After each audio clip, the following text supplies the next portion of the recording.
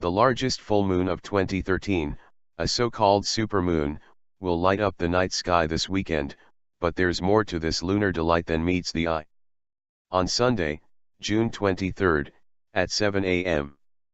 EDT, 11 o'clock GMT, the moon will arrive at perigee, the point in its orbit bringing it closest to Earth, a distance of 221,824 miles.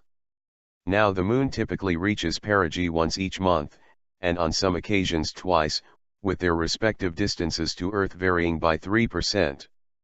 But Sunday's lunar perigee will be the moon's closest to Earth of 2013. And 32 minutes later, the moon will officially turn full. The close timing of the moon's perigee and its full phase are what will bring about the biggest full moon of the year, a celestial event popularly defined by some as a supermoon. You can watch a free webcast of 2013 Supermoon full moon on space.com on Sunday at 9 p.m. EDT, 0100 June 24, courtesy of the skywatching website Slow Space Camera. While the exact time of the full moon theoretically lasts just a moment, that moment is imperceptible to casual observers.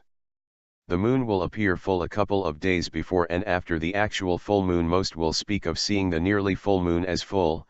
The shaded strip is so narrow, and changing in apparent width so slowly, that it is hard for the naked eye to tell in a casual glance whether it's present or on which side it is.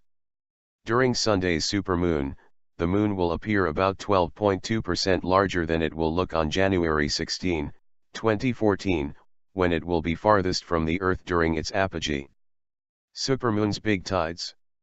In addition, the near coincidence of Sunday's full moon with perigee will result in a dramatically large range of high and low ocean tides.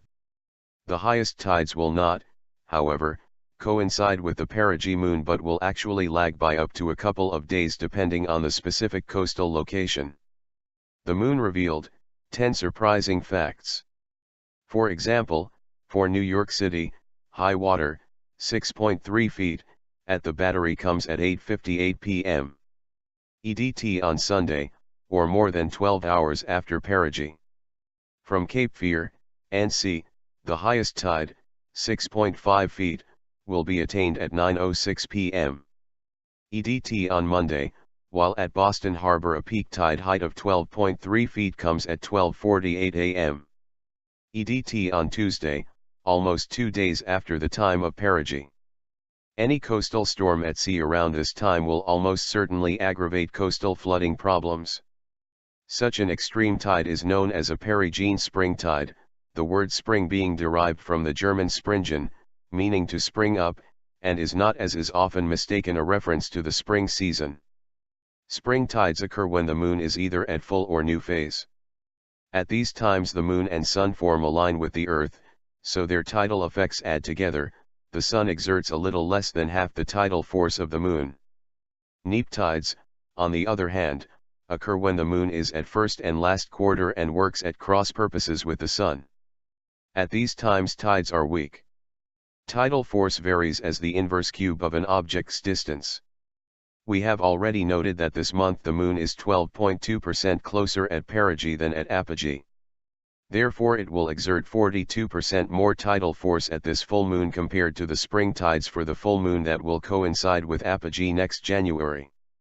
Huge moon at moonrise.